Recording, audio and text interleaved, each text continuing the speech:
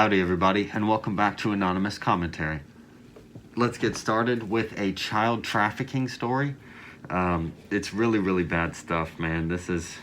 Look, I think there is a perception out there that good and evil are distinct and you can always tell the difference, and that is a distinction I think that is best left to other people. But for this, I think we can definitely say this is really bad.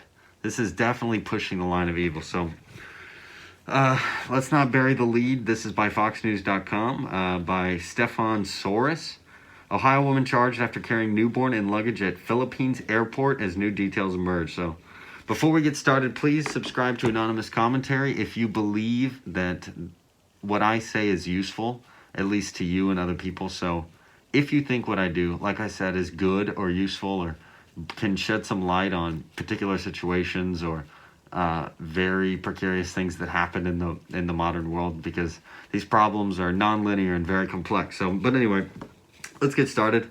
An American woman who tried flying out of the Philippines with a 6-year-old baby hidden inside her carry-on bag was intercepted just before boarding a plane and has been charged with human trafficking, officials said Thursday.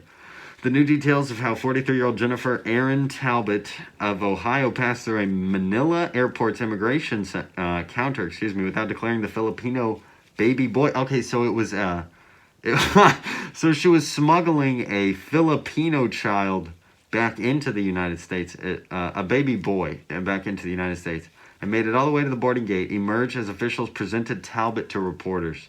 Talbot appeared in handcuffs and an orange detainee shirt as officials escorted her out of the press conference in Manila. She hung her head low and tears rolled down her cheeks when reporters asked her to comment. Talbot shook her head. The Ohio native had planned Wednesday to board a Delta Airlines flight out of the Ninoy Aquino International Airport to the U.S. with the baby inside a sling bag, airport officials said. There was really an intention to hide the baby, immigration official Grifton Medina told the Associated Press. Airline staff discovered the baby when they went through the woman's oversized carry-on luggage, officials said. Immigration personnel arrested Talbot at the airport after they said she was unable to produce any passport, boarding pass, or government permits for the infant. So it seems like she didn't have any proper way to determine, or at least the authorities didn't have the proper way to determine whether or not this kid was hers or somebody else's, right? Anyway, so let's keep going. The Investigation Bureau said Talbot presented an affidavit at the airport allegedly from the baby's mother, identified Mercedes Dulap. I'm sorry. I'm going to butcher it every single time. Giving consent for the baby to travel to the U.S., but it had been signed by the mother. Talbot reportedly claimed to be the child's aunt. The baby is now under the Social Welfare Department's care. NBI official Manuel Demano said Dulap gave her baby to Talbot in southern Davao City. He said investigators were trying to determine how Talbot brought the baby out of Davao, which required a city clearance for infants to be transported by a foreigner. He said Dulap told the officials that she wanted to offer her baby for adoption, and there was no indication that she had sold the baby. Oh man, this is heavy stuff, man. Demano said when he and other officials asked Talbot what she intended to do with the baby, she replied that she just wanted to give it a name and a church blessing. Talbot was charged with human trafficking because the baby hadn't been issued governmental travel approval, officials said. The charges carry a maximum sentence of life in prison, man. Oh man. This is really bad stuff. Look, I know that she was in her mind, she thought that she was doing something good for the child by smuggling him to the United States because you could give the child a better life. Obviously, there's a much higher quality of life here in the United States. That's why there's a lot of people that want to come to this country. And look, I can't blame them. It's awesome living here. We're afforded so many different things as far as rights are concerned that at any given moment really could just be taken away.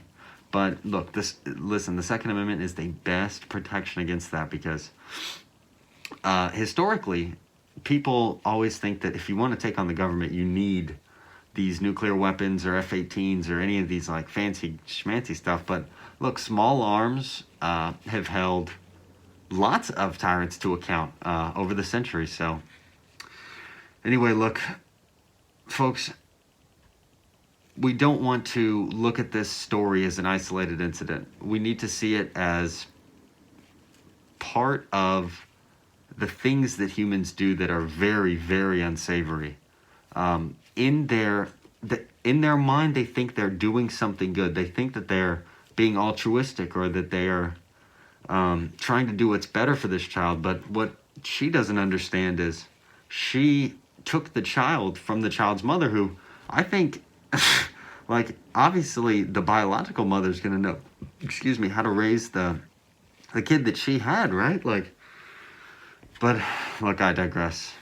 Evil exists, folks, and it's not something that is inherently obvious at any given time, but it is something that is important that we all understand can be manifest at any time, whether it be day or night.